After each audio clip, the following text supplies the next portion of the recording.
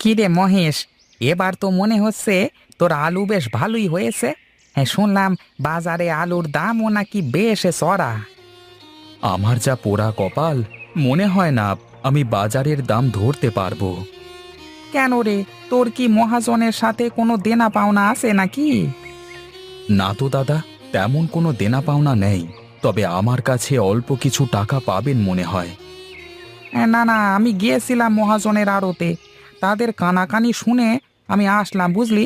এবার নাকি যাদের সাথে দেনা পাওনা আছে তাদের জমি থেকে সব ফসল মহাজনের আড়তে যাবে। বলো কি দাদা, তাহলে তো মহাজন সবাইকে একদম লুটে পুটে শেষ করে দেবে। আমার কিছু দেনা ছিল, সেগুলো পরিশোধ করে আসলাম, যাতে করে মহাজন আমার জমিতে এসে কোনো ঝামেলা না করতে পারে। কিন্তু দাদা, এই মুহূর্তে তো আমার কাছে তেমন টাকা পয়সা কিছুই নেই। তাহলে কি করব? আমি বলি কি, তুই এক কাজ কর, জমির এক পাশ থেকে কিছু আলু তুলে তা বাজারে বিক্রি করে মহাজনের টাকাটা আগে পরিশোধ করে দিয়ে আয়। কিন্তু দাদা, তাতেও তো সমস্যা। পরে আবার মহাজন এটা নিয়ে কোনো ঝামেলা না করে।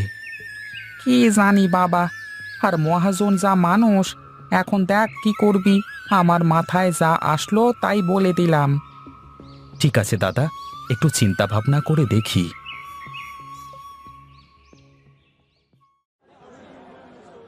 কিরে, সবকিছু ঠিকঠাক আছে তো? কোনো সমস্যা নেই তো? না দাদা, আমি সব আলু ভালো করে পরীক্ষা করে দেখেছি। বেশ বেশ, তোকে আমি আলু বিজ্ঞানী বানিয়ে দেব। তুই তো আলু দেখেই বলে দিতে পারিস। হ্যাঁ, সবই আপনার কৃপা দাদা। আপনার কাছে না থাকলে তো এত কিছু জানতেই পারতাম না। বেশ, এবার বল দেখি, মহেশের খবর কি? দাদা, মহেশের জমিতে বেশ ভালো আলু হয়েছে, আর আলুগুলোর সাইজও সুন্দর। তাই নাকি রে? তাহলে তো মহেশের জমির আলু আমার চাই চাই। কেন দাদা, ওর আলু দিয়ে কি হবে? আরে গাধা, ওর জমির আলুর সাথে আমি আমার আলু মিশিয়ে বিদেশে পাঠাবো, তাহলে তো আমার আলুর ভালো দাম হবে। আমার মাথায় একটা বুদ্ধি এসেছে দাদা, যদি অনুমতি দেন তাহলে বলতে পারি।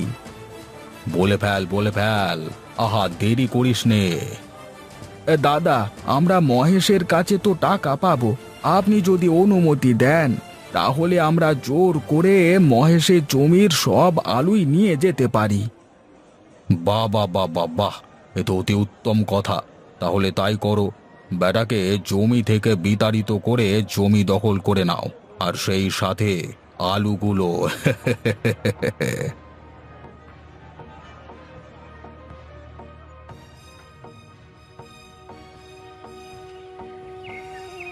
বুঝলে গিন্নি, এবার গরমের ভাব ভালো না।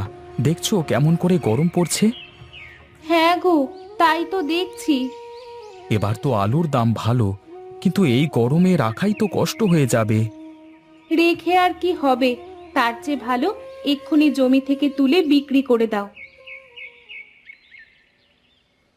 মহেশ, তোমার সাথে কিছু কথা ছিল। এক মিনিট দাঁড়াও দাদা, এই তো খাওয়া শেষ।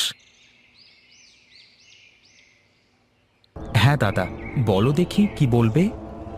আমাকে মহাজন পাঠালো বুঝলি, তা তোর কাছে বকেয়া যে টাকা পাওনা আছে সেটা এক্ষুনি পরিশোধ করতে হবে, তা না হলে মহাজন তোর জমি দখল করে নেবে। হ্যাঁ, দাদা, আমি তো পথে বসে যাব, আমার তো ওই একটুকু জমি সম্বল।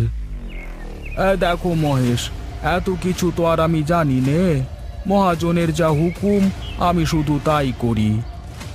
দাদা, আপনি একটু মহাজনকে বলুন না, মহাজন তো আপনার সব কথা শোনে। ওরে বাবা রে, আমার সে সাধ্য নেই। সে আমার কথা শোনে না, আমি তার কথা শুনি। হ্যাঁ, দাদা, একটা কিছু করো না, তা না হলে যে বউকে নিয়ে রাস্তায় নেমে যাব। দেখ মহেশ, আমার কিছুই করবার নেই। এক্ষুনি টাকা দিবি, নয়তো জমিতে আর যেতে পারবি না।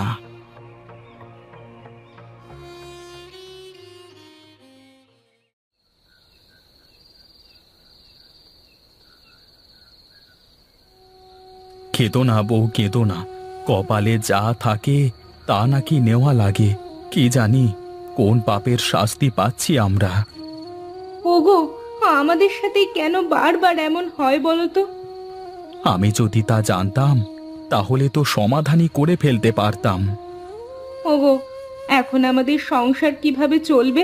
আমরা যে না খেয়ে মরবো। না গিন্নি, না, আমরা না খেয়ে মরবো না। না খেয়ে যদি মরতে হয় তাহলে ওই বেটা মহাজন মরবে। ঘরে তো চাল ডাল সব কিছু শেষ। কাল বাজার না করলে যে খাবার জুটবে না। তুমি চিন্তা করো না গিন্নি, কিছু না কিছু তো একটা করতেই হবে আমাকে। এখন শুয়ে পড়ো, যা হয় কালকে সকালে দেখা যাবে। ঘুম যে আসে না গো। এত চিন্তা মাথায় নিয়ে কি কারো ঘুম আসে বলো? না ঘুমালে তো আরো বেশি অসুস্থ হয়ে যাবে। তার থেকে ভালো তুমি ঘুমাও।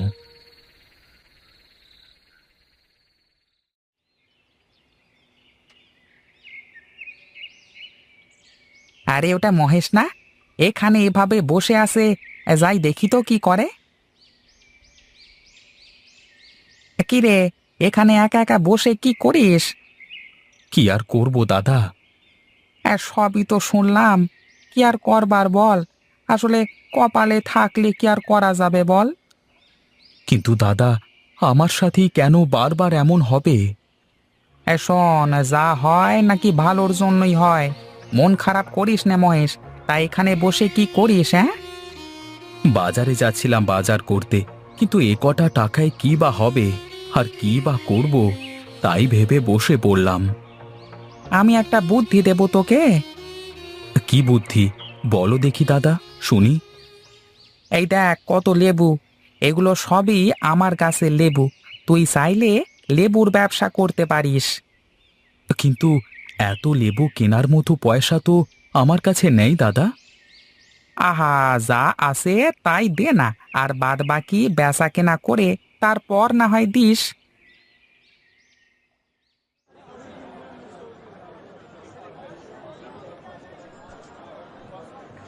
কিরে গণেশ, মহেশ তো দেখি আমারই সামনে বসে ব্যবসা শুরু করে দিল। আহা বাবু, থামেন না, একটু দেখে যান। 2 টাকার লেবু বিক্রি করে কি করতে পারি, একটু দেখি না। তা কথা ঠিকই বলেছিস, কিন্তু তাও না, আমার কেমন লাগছে বুঝলি। বেশ বেশ, তাহলে আমি কি বেটাকে ওখান থেকে তুলে নিয়ে আসবো?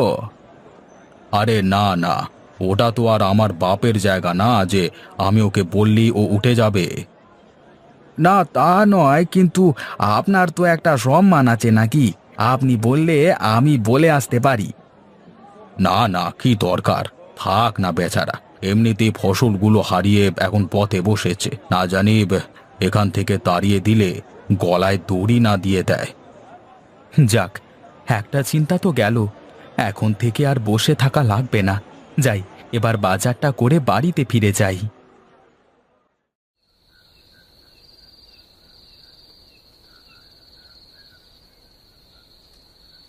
কি গো, তুমি এত বাজার করে নিয়ে আসলে যে?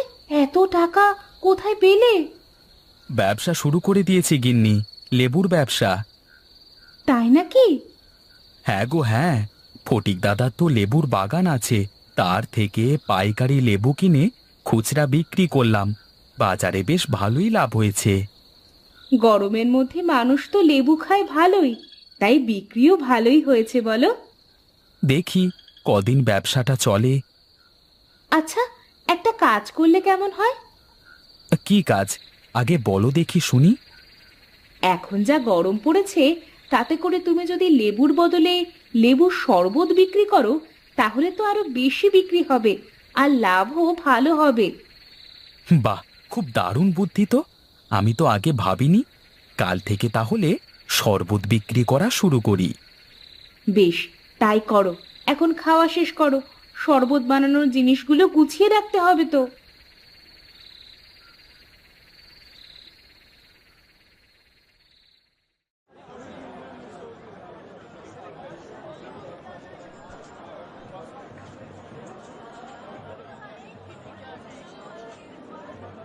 কিরে গণেশ, আজ মহেশের কাছে মানুষের এত ভিড় কিসের রে? কোনো জাদু দেখাচ্ছে নাকি? না দাদা, জাদু আর কিভাবে দেখাবে? কাল লেবু বিক্রি করে আজ বেটা লেবুর শরবত বিক্রি শুরু করেছে। তাই নাকি রে? ওহ, ঠান্ডা পানি দিয়ে লেবুর শরবত, আমার তো মুখে জল চলে আসলো রে। সে কি কর্তা, তাহলে কি আমি গিয়ে আপনার জন্য এক গ্লাস নিয়ে আসবো? না না, থাক, আমি নিজেই যাচ্ছি, দেখে আসি কি ব্যাপার।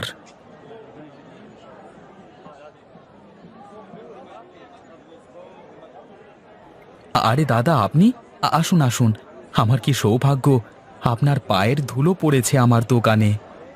ওরে দে রে দে, আমাকেও এক গ্লাস ঠান্ডা লেবুর শরবত দে দেখি।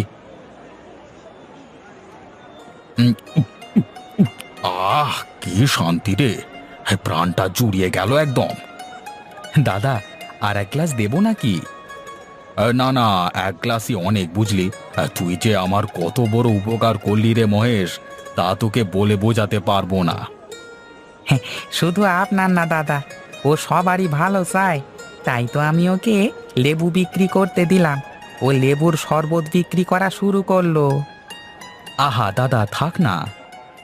না না মহেশ, এখন না বললে আর কখনোই বলা হবে না। বলি, যখন আপনি মহেশের জমিটা নিয়ে নিলেন, তখন কি আপনার একটুও খারাপ লাগেনি বাবু?